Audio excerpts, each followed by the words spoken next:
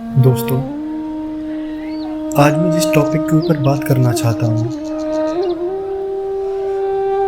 उसका महत्व, उसका इम्पोर्टेंस और उसकी नेसेसिटी दुनिया के किसी भी काम से ज़रूरी है। दुनिया के किसी भी धर्म से, दुनिया की किसी भी सोच से, दुनिया के किसी भी कानून से ज़्यादा ज़रूरी है पानी। आपके घर एक पाइपलाइन के थ्रू पानी आता है। आपने उसके ऊपर टैप लगा रखी है और उस टैप से आप डेली पानी निकालते हो, अपने बर्तनों में भरते हो और उस पानी को आप पीते हो। एक आदमी जो आपके घर से कुछ दूरी पर रहता है, उस पानी को दूषित करने का प्रयास करता है। आपके घर जो पाइपलाइन आती है उसको तोड़ने का प्रयास करता है, उसमें कुछ दूषित तत्व मिलाने की कोशिश करता है। तो क्या आप उस बिहेवियर को बर्दाश्त करोगे?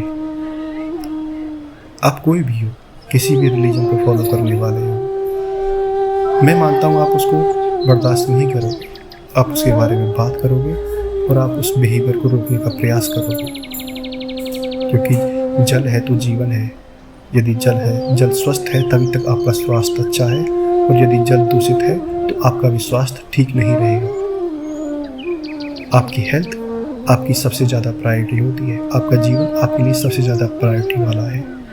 आपके बच्चे, आपकी फैमिली, आपके आसपास का एनवायरनमेंट जब तक सही है, जब तक आप सही हो। तो जब आप एक पाइपलाइन में पॉल्यूशन बर्दाश्त नहीं कर सकते, तो उन बहती हुई नदियों में आप चुप कैसे रहते हो? जो एक नदी लाखों करोड़ों लोगों को जीवन देती है, वन्य प्राणी को जीवन देती है, लाखों हजारों शहरों से होकर गुजरती है, कई देशों को जल प्रदान करती है, तो हम उसको दूषित होना, उसे दूषित करते हुए लोगों को कैसे देख लेते हैं? हम उसके लिए आवाज़ क्यों नहीं उठाते? क्या गंगा नदी को पवित्र, स्वच्छ, निरंतर बहने का प्रयास केवल हिंदुओं का होना चाहिए? क्या ये हिंदुओं के लिए जरूरी है?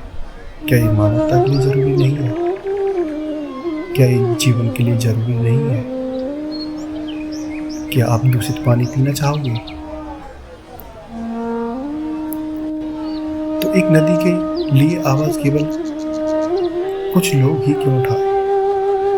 पूरा मनुष्य जो उस नदी पर निर्भर है, जो उस नदी से पानी लेता है, उस नदी के पानी से जिनका जीवन चलता है, वो सब मिलके उस नदी के लिए आवाज़ क्यों नहीं उठाते?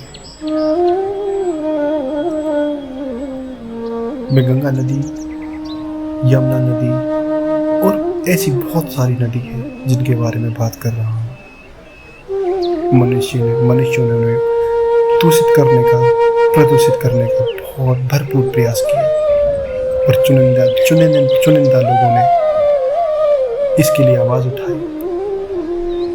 यदि वो सारे व्यक्ति जो इन नदियों के पानी से जीवन लेते हैं आवाज़ उठाते, उनके बारे में बात करते, तो नदियाँ निरंतर स्वच्छ, पवित्र बहती रहती।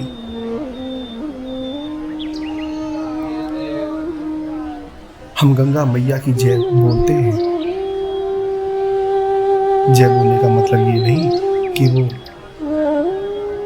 केवल हिंदुओं के लिए पूजनीय है। जय बोलने का मतलब है कि वो निरंतर, हमेशा स्वच्छ और पवित्र बहती रहनी चाहिए। किसी की भी हार हो जाए, पर गंगा की हार नहीं होनी चाहिए। जीवन की हार नहीं होनी चाहिए। जीवन हमेशा स्वच्छ, पवित्र, निरंतर बहता रहना चाहिए, क्योंकि जल ही जीवन है। तो ये हिंदू, मुसलमान, क्रिश्चियन, सिख, इन सबसे ऊपर का टॉपिक है। ये जीवन का टॉपिक है। इसके बारे में सोचो, इसके बारे में विचार करो। ये एक समुदाय विशेष की रिस्पॉन्सिबिलिटी नहीं हो सकती, ये मनुष्य मात्र की रिस्पॉन्सिबिलिटी होनी चाहिए, क्योंकि जल से ही आप हो। आपको जल चाहिए। जब आप पाइपलाइन का दूषित पानी बर्दाश्त नहीं कर सकते, तो एक बहती हुई नदी को दूषित कैसे देख सकते हो? पूर्वजों ने पानी की ओर खड़े होकर पानी की ओर कोई भी दूषित वस्तु फेंकने से भी मना किया था। उनका कारण केवल यही था कि वो हमेशा चाहते थे कि जीवन जो मूलभूत है उसे हमेशा स्वच्छ होना चाहिए, उसे हमेशा पवित्र होना चाहिए, उसमें कोई भी रुकावट नहीं होनी चाहिए। उस पर जितने भी जीवित मनुष्य, वन्य प्राणी, संपदा, प्राकृतिक संपदा सब निर्भर करते हैं। उसका निरंतर बहना अनिवार्य है। कोई भी मनुष्य हो, किसी भी जाति का हो, धर्म का हो, सबको नदियों के निरंतर प्रवाह, स्वच्छ पवित्रता के लिए आवाज़ उठानी चाहिए।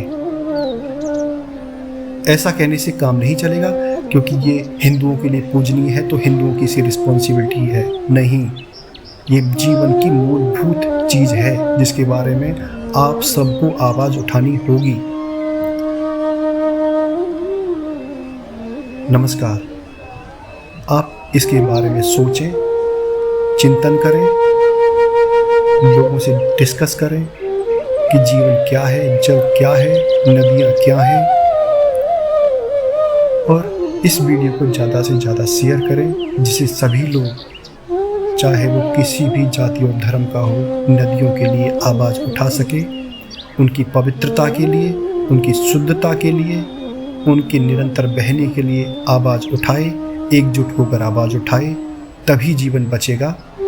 अन्यथा दूषित पानी तो सभी पी रहे हैं, दूषित हवा भी ले रहे हैं, दूषित खाना खा रहे हैं। अब जैसे हमारी बॉडी की कंस्ट्रक्शन होगी, अगर दूषित चीज़ों से बॉडी की कंस्ट्रक्शन होगी तो दूषित लोग ही पैदा होंगे, अच्छी सोच पैदा नहीं हो सकती। यदि अच्छी सोच, अच्छा जीवन, अच्छे संस्कार चाहिए तो नदियों को पवित्र रखना ही पड़ेगा। दूसरा कोई विकल्प आपके सामने है नहीं। नमस्कार।